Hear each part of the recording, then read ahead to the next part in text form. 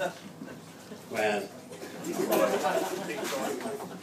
I know what you're thinking. I know what you're thinking anyway.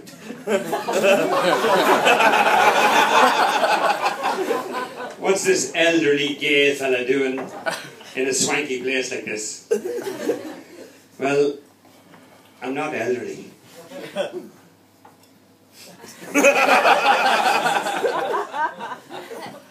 I'm not gay, by the way.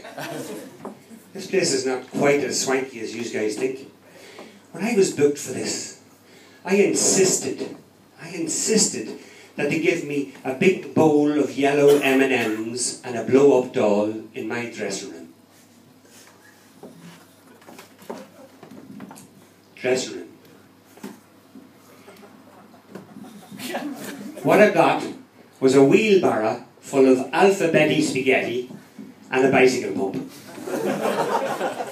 What in the name of Jesus am I going to do with a bicycle pump?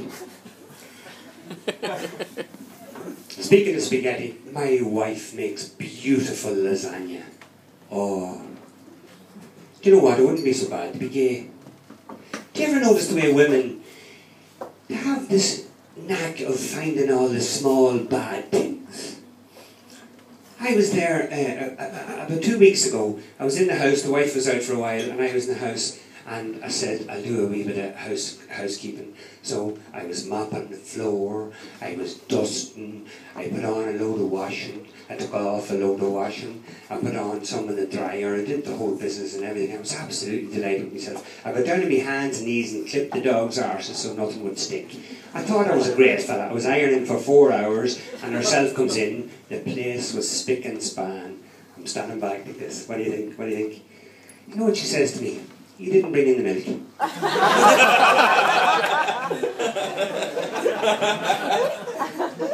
Or do you notice when you come home knackered, absolutely knackered, you've been at a hard day's work, you've worked all day long, your head is full of all sorts of nonsense, you come into the house and she says, did you see what I did with the outside? Did you see what I bought? Do you like the new mat in the stairs? That's fucking crazy, hey? If she took a stuffed Chinaman hanging from the ceiling with a fucking bulb hanging out of his arse, I wouldn't even have noticed. So I decided to get my own back. I came back in a couple of weeks later, and I walked in, and before she could say a word, I said, oh, did you see that great contract I closed? What about the way I handled that HR issue? Or the way I got all my staff to turn all their desks around in a circle so that I would see who was working and who was on Facebook. And I stood back and I said, what did she say now? You know what she said? Did you walk in without taking in the milk? I was in the garage one day, walking away. This is for you, kid. Doing man work.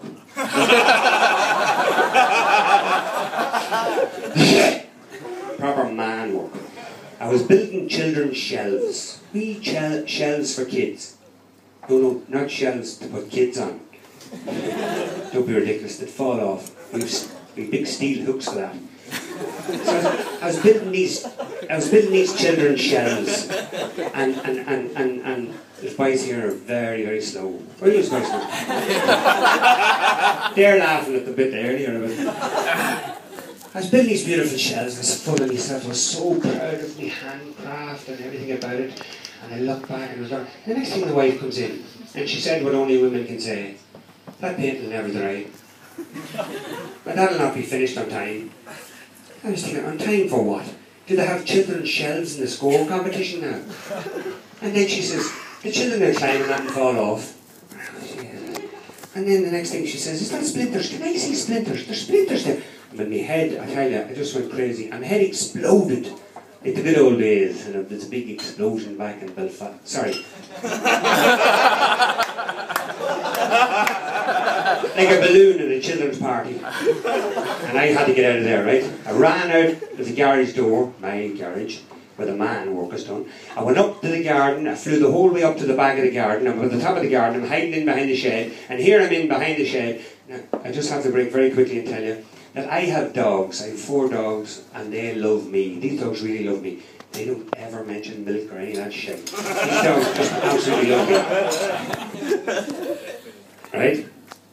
I'm hiding behind the shed thinking this is great, and she found me straight away. The fucking dogs are pointers. There's the three of them outside. The baldy hers in behind the shed. Up she comes, as quick as lightning. She comes in behind the shed. She's just about to say to me, "What the hell are you doing in here?" And she goes, "Oh my God, it's very messy in here. There's a lot of dust in here." And she says, "Is that an empty milk carton?" Jesus, give me a break. But about the dogs being pointers is very interesting. Do you know that pointers are called pointers because they point? Do you know setters are called setters because they set? And retrievers are called retrievers because they bring back tennis balls. That's right. So how come bulldogs don't bull? And do boxers box? And I'm not even... What do shih tzus do? So anyway, where was I? I was behind the shed, and there I was. And the dogs are all pointing at me. And I got away from that. And she gave out to me and did all sorts of things, and I forgot about the whole thing. But by Jesus, can she worry? She worries about everything. She could worry for Ireland. She worries about drowning. She won't take a shower. She worries about flying. She worries about heights. We have to take the back step off the house. The children can't be up on that step. Jesus, they'll fall off it. She worries. You know what she worries about? Eating lettuce in Spain. Very quickly, just when I mentioned Spain, I have to tell you one quick story. The last year we were in Spain and we forgot a few things. And my wife said to me, she says, "I want to go down to the shop and get a couple of things." I says, "It's very hot. Can you get me something?" So she got super glue for herself, for her fingernails, and cortisone for me. And when she brought the two of them back, I don't know, has anybody here ever been in Spain? But she was all written in Spanish. You know where I'm going here. All I can tell you is, cortisone will not stick fingernails, and if you put super glue on your balls, you're fucked. Every time I got an erection for the rest of the holiday, it looked like a giant pretzel.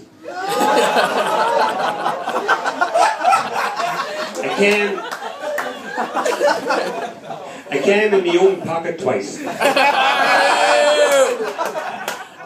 This boy here is rushing me.